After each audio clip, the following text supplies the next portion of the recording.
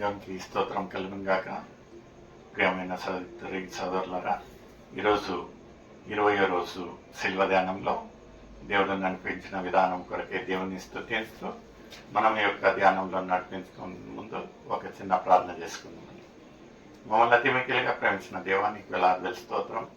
గడిచిన 19 రోజులు ప్రభువా, ఈ యొక్క శిల్వ ధ్యానంలో మమ్మల్ని నడిపించిన విధానం కొరకే నీకు వేలాది స్తోత్రం. ఈ యొక్క 20వ రోజు శిల్వ ధ్యానంలో ప్రభా మేము అడుగు పెడుతుండగా కావాల్సిన బలము, శక్తి, పరలోక జ్ఞానంతో నింపుతారంటూ ఏసైతే పరిశుద్ధనామమున అడిగి పెట్టినాను తండ్రి, ఆమేన్. దేవునికి స్తోత్రం కలుగును గాక.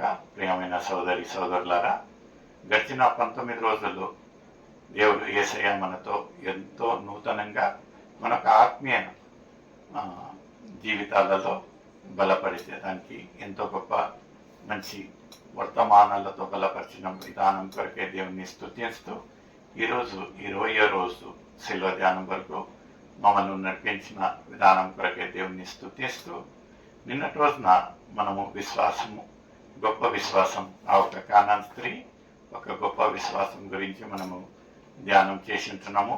ఈరోజు ఒక చక్కటి అంశము.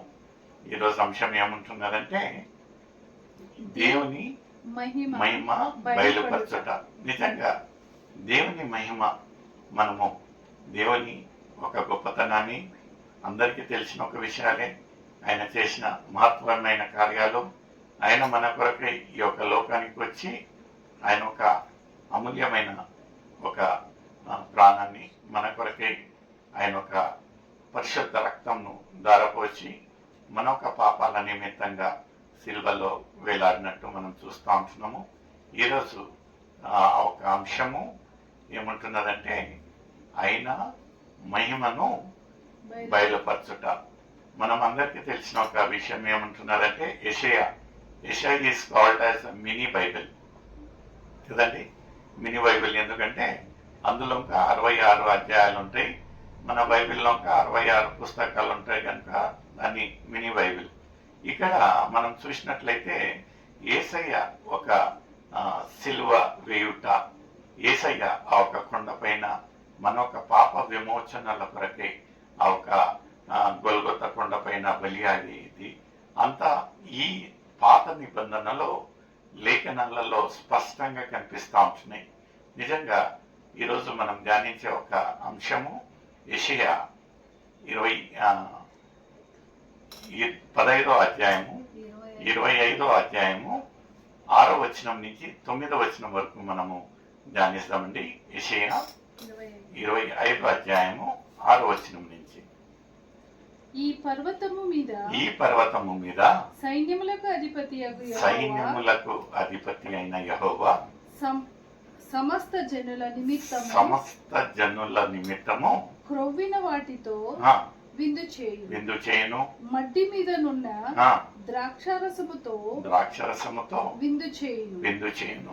మూలుగులు గల క్రొవ్విన వాటితో విందు చేయును. మడ్డి మీది నిర్మలమైన ద్రాక్షారసముతో విందు చేయును. సమస్త జనముల ముఖములను కప్పుచున్న ముసుకును సమస్త జనుల మీద పరచబడిన తెరను ఈ పర్వతము మీద ఆయన తీసివేయును. హల్లెలూయా. నిజంగా ప్రియమైన సోదరి సోదరుడా, ఇక్కడ మనము ఈ యొక్క 40 రోజులు శిల్వ ధ్యానాలు ఎందు నిమిత్తంగా మనం చేస్తూ ఉంటున్నామంటే గుడ్ ఫ్రైడే రోజు ఆయనను ఆ ఒక సిల్వలు వేలాడేది మనకు అందరికీ తెలిసిన ఒక విషయమే.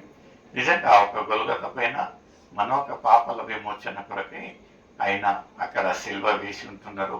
ఆయన చేతులకు కాళ్ళకు మేకులు దిగగొట్టుంటున్నారు. తలకు ఆ ఒక ముళ్ళ కిరీటం పెట్టి మన ఒక పాప విమోచన, మన ఒక చెడు ఆలోచన, మన చేతులు కాలు చేసిన తప్పుడు ఆయాసకరమైన క్రియల కొరకై యేసయ్య అక్కడ రక్తంను ధారపోచినట్టు మనం చూస్తూ ఉంటున్నాం. ఇక్కడ ఇంకా పాత నిబంధనలో ఇంకా యేసయ్య పుట్టలేదు. ఇంకా యేసయ్య యొక్క ప్రణాళిక ఏమంటున్నారో, ఆ దేవుని యొక్క ప్రణాళిక ఏమంటున్నారో ఏమి బయలుపరచకుండానో ఇక్కడ యెషయా పుస్తకంలో మనం ఏం చూస్తూ ఉంటున్నామంటే ఆ ఒక్క కొండ పైన సమస్త జనుల కొరకై ఒక విందు. ఏ విందు అంటే పాప విమోచన విందు.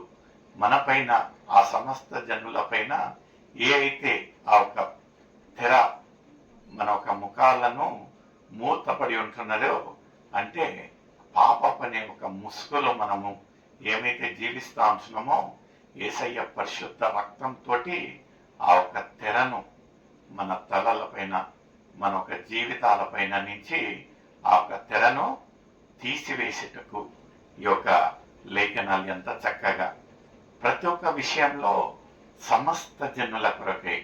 మనం చూసినట్లయితే యోహాను రాసిన సువార్త 3వ అధ్యాయం 16వ వచనంలో ఏముంటున్నదండి? అందరికీ తెలిసిన ఒక వాక్యంగా ఉంటున్నది. దేవుడు లోకమును ఎంతో ప్రేమించాను గనుక తన అద్వితీయ కుమారుణ్ణి పుట్టిన వాని యందు విశ్వాసముంచు ప్రతివాడును నశింపక నిత్య జీవము పొందునట్లు ఆయనను అనుగ్రహించును. నిజంగా మన కొరకై, మన ఒక తప్పుల కొరకై, మన ఒక ఆయాసకరమైన క్రియల కొరకై, మన ఒక అతిక్రమల కొరకై ఒక నిర్దోషి, ఒక పాపపు ముద్దగా మారినట్టు, మన కొరకై బలి అయినట్టు ఇక్కడ లేఖనాలు చెప్తా ఉంటున్నాయి. ఇక్కడ ఒక యెషయాలో మనం చూసినట్లయితే ఆ ఒక్క కొండపైన సమస్త జనుల కొరకై, వాళ్ళ ఒక అతిక్రమల కొరకై ఇక్కడ ఏముంటున్నదంటే ఒక విందు చేయబడతా ఉంటున్నది. వాళ్ళ ఒక తప్పితాల కొరకై ఆ ఒక విందులో పాల్గొంది యేసయ్య. అంటే దేవుడు ఏర్పాటు చేసిన ఈ యొక్క విందు అక్కడ ఏమవుతా ఉంటున్నది? ముందు చదవండమ్మా. మరి ఎన్నడును ఉండకుండా మరణమును ఆయన మృంగివేశాడు. అంటే ఆయన మృత్యుంజయుడై కదా, పునరుద్ధానుడై ఆ ఒక్క సిల్వలో మరణించిన తర్వాత మూడో రోజు ఆయన మృత్యుంజయుడై తిరగలేసినట్టు, ఆ ఒక మరణం అనే ముళ్ళను విడిచివేసినట్టు మనం చూస్తూ ఉంటున్నాం. ఇక్కడ ఇంకా యెషయాలో మనం చూసినట్లయితే ఏమంటా ఉంటున్నాడంటే ఆ ఒక మృత్యుని ఏం చేశాడంట? మృంగివేశాడంట. నిజంగా ప్రియమైన సోదరి సోదరుల, నిజంగా this is the beauty of the prophecies of Bible. అంటే బైబిల్లో ఆ యొక్క ఏం చేస్తారండి? ద ప్రాఫెసీస్ అంటే ముందు జరిగే ఒక విషయాలను వాళ్ళు బయలుపరచుట. నిజంగా ఇక్కడ ఒక దేవుని మహిమను బయలుపరచుట. ఈరోజు ఈ యొక్క చక్కటి అంశం గురించి ఎంత చక్కటి లేఖనాలలో మనకు ఈ యొక్క వాక్య భాగం చెప్తా ఉంటున్నది. ఇక్కడ మనం దేన్నైతే మరణం గురించి మనం భయపడతామో, మన యొక్క జీవిత కాలం అంతా దేని గురించి మనము భయపడకపోయినను, మరణం అంటే అందరు భయపడతారు. అయితే మనం దేవుని హత్తుకొని దేవునితో ఒక సహవాసంలో ఉన్నట్లయితే మనం సేవించే దేవుడు ఎలాంటి దేవుడు అంటే మృత్యుంజయుడండి. ఆ ఒక మరణము ముళ్ళనే విడిచేసిన దేవుడు. ఇక్కడ ఒక మరణాన్ని మృంగివేసినట్టు లేఖనాలు చెప్తా ఉంటున్నాయి. ముందు చదవమ్మా. ప్రభువైన యెహోవా ప్రతివాని ముఖము మీది బాష్ప బిందులను తుడిచివేయను. మనం ఇప్పుడు శ్రమ పడతా ఉంటున్నామేమో, వేదనలో ఉంటున్నామేమో, రోదనలో ఉంటున్నామేమో, కన్నీటిలో ఉంటున్నామేమో. మన కన్నీటి ప్రతి ఒక్క బాష్ప బిందును తుడిచివేసే ఒక దేవుడుగా మనం సేవించే దేవుడు ఎంత గొప్ప దేవుడు. మనం బాధపడాల్సిన పని లేదు ప్రియమైన సోదర. ఎంత ఆదరణంగా ఈ యొక్క లేఖనాలు ఉంటున్నాయి. ముందు ఏముంటున్నదమ్మా? భూమి మీద నుండి తన జనుల నిందను తీసివేయును.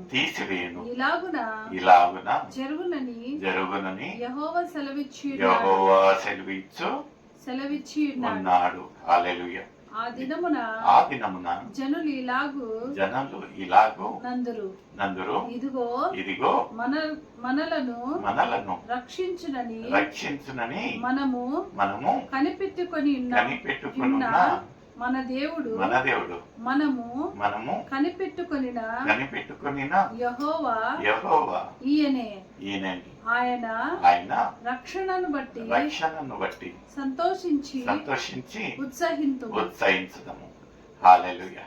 నిజంగా మనము ఈ యొక్క 20వ రోజు అంటే ఈ యొక్క శిలువ ధ్యానాలలో సగము భాగానికి వచ్చుంటున్నాం.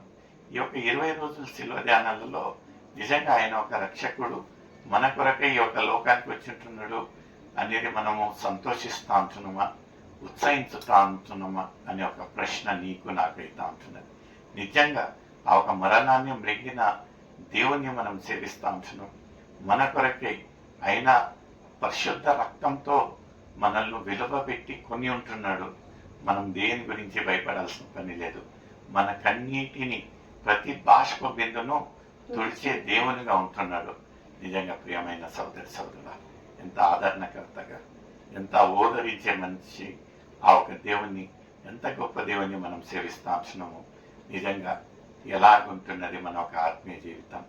ఇంకా మనం దేవుని నుంచి దూరంగా ఉన్నట్లయితే, ఆయనను సొంత రక్షకునిగా అంగీకరించకపోతే ఇదే అనుకూలమైన సమయం, ఇదే రక్షణ దినం. May God bless you. Thank you.